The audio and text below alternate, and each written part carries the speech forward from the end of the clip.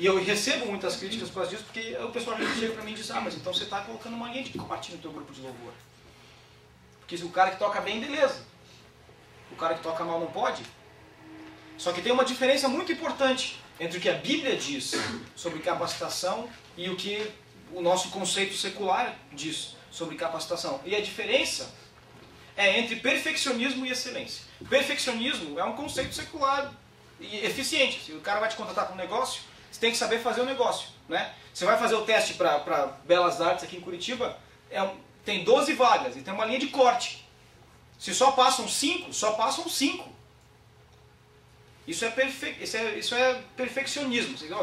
Tem um nível de performance que a gente exige. Se você estiver dentro, você está dentro. Se estiver fora, você está fora. Isso não serve para a gente como igreja. Primeiro porque às vezes só tem um cara, uma menina que só sabe tocar 3 acordes. É só o que tem na igreja. E a outra coisa é que os nossos ministérios são ministérios, não são empresas. Se o cara quer participar do grupo de louvor, eu como líder tenho a responsabilidade de incluir ele de alguma maneira. Ou de ajudar ele a encontrar o chamado dele, o lugar dele no ministério. Então, o conceito de perfeccionismo não serve pra gente, mas o conceito de excelência bíblica serve. O que é o conceito bíblico de excelência? Primeiro, as primícias. Deus merece o melhor. Deus merece o melhor. Tudo que a gente fizer sempre vai ter falhas, correto? Mas isso não muda o fato de que Deus merece o melhor. E excelência é a tua busca pelo melhor em devoção a Deus. Se essa semana você sabe 3 acordes, semana que vem você vai saber 4. Se essa semana você só consegue tocar em Sol maior, semana que vem você vai saber tocar em Fá. Ah, mas eu não consigo pagar um professor para me dar uma aula por semana. Tudo bem, faz uma aula por mês. Mas eu não consigo. Tá bom, então faz uma aula por semestre. Vai pra internet, vai ver vídeo no YouTube. Dá pra aprender um monte de coisa. E a gente tem esse negócio, mas eu não tenho tempo. Mas espera aí, eu não estou entendendo. Como é que você é chamado por Deus, mas não tem tempo para se capacitar para o ministério, ou para ser capacitado? Então, essas são 2 pontas do triângulo. Se Deus te chama, a capacitação ela tem que fazer parte do teu processo. Você precisa, de alguma maneira, poder buscar a entrega do melhor para Deus. Significa fazer vocalize, significa fazer aula, significa... Eu não sei qual é a tua situação. E gente, assim, eu fiz mestrado e pensei, agora beleza, né? Não adianta. A busca da excelência faz parte da devoção do cristão. E ela aparece no ministério. E a terceira ponta do triângulo é o amadurecimento. Né? Porque eu tenho um cara que diz que Deus chamou ele para tocar, o cara toca pra caramba, mas o cara é uma eterna criança. Assim. Depois de 10 anos no Ministério do Louvor, sempre dá trabalho, sempre briga, sempre chega atrasado. Assim. E eu entendo porque que os pastores muitas vezes têm trauma na hora de lidar com um grupo de louvor. Porque o pessoal é complicado. Você acha que o cara vai vir, o cara não vem, o cara chega 5 minutos antes, o cara não reclama, não traz instrumento, acha que é especial. Está todo mundo servindo a Deus, gente. Está todo mundo servindo a Deus. E a marca, uma das marcas do ministério saudável é que a pessoa é chamada por Deus, ela busca capacitação e ela começa a dar sinais de maturidade. Alguns sinais podem demorar. Algumas pessoas demoram mais para começar a mostrar sinais de maturidade, né? Mas isso precisa acontecer. Aquele meu baterista, eu estou dando um exemplo real. O cara, assim, não vou dizer o nome, o cara não está mais aqui hoje, mas o cara complicado, brigava, reclamava, você ligava pro cara já tremendo, sabe? Você vem e sai. O cara vira um presbítero da igreja, assim, vira uma pessoa de referência, alguém que discipula, alguém que é uma coluna de estabilidade do ministério. Esse processo, ele precisa estar acontecendo. Ele tem que estar acontecendo na minha vida. E ele tem que estar acontecendo na vida das pessoas com quem eu trabalho. E se isso não está acontecendo, tem alguma coisa errada com o nosso chamado. No Gólgota, que é a nossa banda, a gente agora vai fazer 14 anos de banda. Assim, faz 14 anos, eu encontro os caras todas as semanas. Não aguento mais, não estou brincando, os caras são muito meus amigos. Mas Isso aqui acontece. Se eu começo a relaxar, alguém da banda vai chegar para mim e dizer, ó, você precisa dar uma estudadinha, tá difícil. Se eu começo a dar sinais de maturidade, alguém da banda vai chegar para mim e dizer, olha, cara, não tá legal, não tá descendo. Então esse triângulo eu queria passar para vocês porque eu acho que ele é útil na hora da gente fazer um diagnóstico de como que está o nosso ministério, de como está a nossa vida e a vida das pessoas que trabalham junto com a gente. Mas a gente tem dois grandes universos de coisas no Ministério de Louvor. A primeira tem a ver com quem nós somos, com o material humano. Eu sou o material humano, você é o material humano.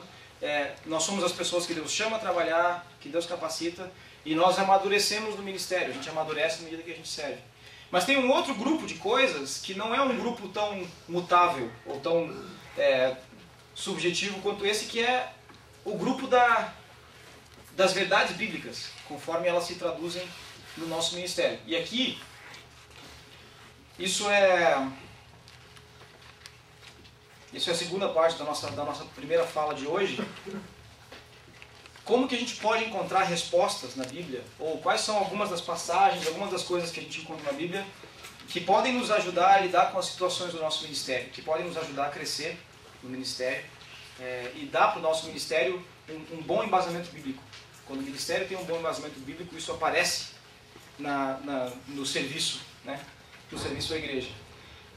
E tem algumas coisas que eu queria olhar com vocês. Porque me intriga o fato de que música faz parte da vida da igreja. Não é toda igreja que tem teatro. Não é toda igreja que tem um departamento de, sei lá, escultura. Todas elas são artes. Teatro é uma arte, é uma expressão de arte. Música é uma expressão de arte. Origami também é uma expressão de arte. Dança é uma expressão de arte. Mas por que sempre tem música na igreja? Bem mais do que as outras coisas. Pelo menos assim, no primeiro nível. Por quê? Por que a música ela é tão importante? Tem algumas razões para isso. Outras coisas permanecem inexplicadas. Mas se você pega a Bíblia do começo, gente, Gênesis 4:21 fala sobre Jubal, o pai daqueles que tocam harpa. A primeira referência que a gente encontra de um instrumento musical em Gênesis, e você vai até o Apocalipse. Em Apocalipse tem lá entre 15 e 20 hinos apocalípticos. Santo, Santo, Santo é o Senhor dos Exércitos, toda a terra está cheia da sua glória. Fala sobre o único que é digno de abrir o selo, assim. O Apocalipse está cheio de hinos lindos. Então, do começo ao fim da Bíblia, tem música. E a gente eu fico olhando, cara, que coisa interessante como a Bíblia tem arte, né? E eu peguei uma vez essas referências a respeito de arte e tentei botar em categorias. A arte na Bíblia, e no nosso caso especificamente a música, onde é que ela aparece? Para que ela aparece? Qual é a função dela? Quais são as aplicações? E eu cheguei em 5 categorias que eu queria compartilhar com vocês. Essas categorias não estão aí. E são categorias móveis.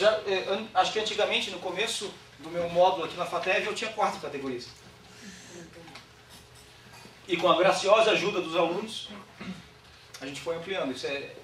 Nenhuma das coisas que a gente está falando aqui hoje, assim, todas elas são parte de processos de pensamento. A gente vai lendo a Bíblia e vai tentando encontrar respostas. A primeira é a arte para o exercício da adoração. Então, tem um monte de salmos, assim, quando você...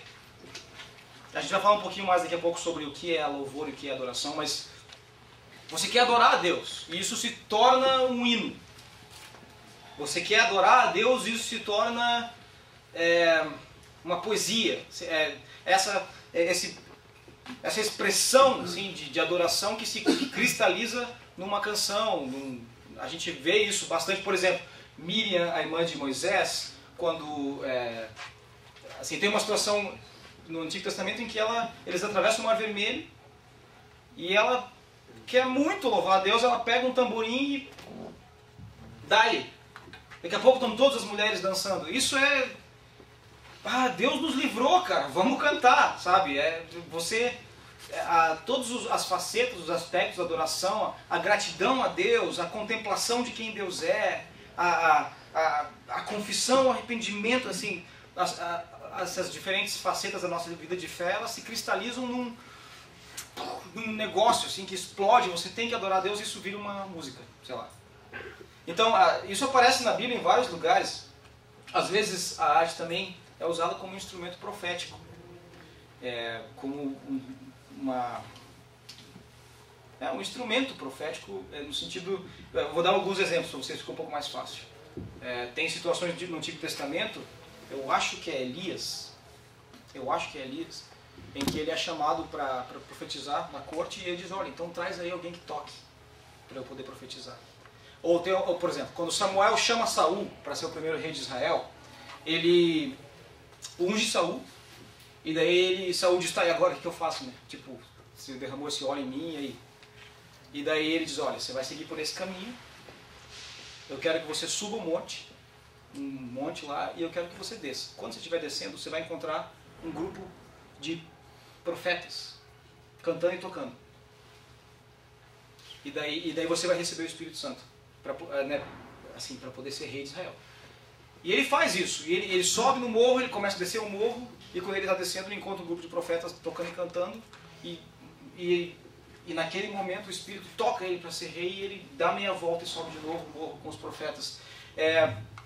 Então, tem uma relação muito interessante entre a arte e a profecia, assim, o papel do profeta. Eu vou dar um outro exemplo. A gente busca, por exemplo, fundamento bíblico para o teatro na Bíblia, e você encontra isso nos profetas. Tem um que casa com uma prostituta. Pô, mas o que ele está fazendo? Deus está querendo dizer isso, isso, isso. Tem um que anda pelado durante 5 anos. Mas que absurdo. Deus está querendo dizer isso, isso, isso. Acho que Jeremias tem uma situação em que ele passa 40 dias deitado de lado, fazendo comida, usando fezes. O que, assim, na cultura de Israel é absolutamente, na cultura judaica é absolutamente, tipo, você não faz, é impuro, entendeu? Mas Jeremias, o que você está fazendo?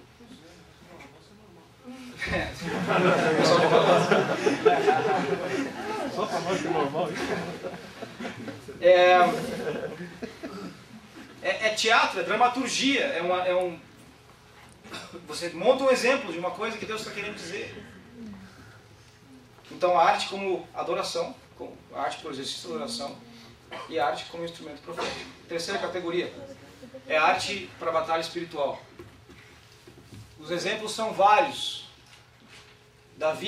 Saul começa a ser atormentado por espíritos malignos. E daí o que acontece? Chama lá o Davi com a harpa dele.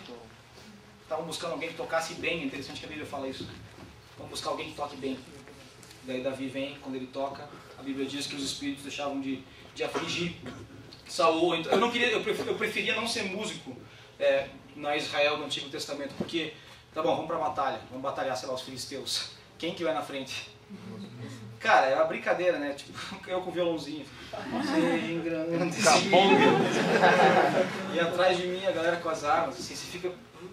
Mas por quê? Porque quem ganha a batalha? Quem ganha a batalha é Deus. Quem ganha a batalha não é a espada. É o Deus que nós estamos cantando que ganha a batalha. Então isso é um exemplo assim, material e físico desse papel que a música tem. E não me digam que não acontece nada, assim, que cantar na igreja é inofensivo, espiritualmente falando. Quando a gente canta juntos na igreja, uma coisa poderosa acontece. Uma coisa poderosa acontece. Não graças a nós, sim pela misericórdia de Deus, uma coisa poderosa acontece.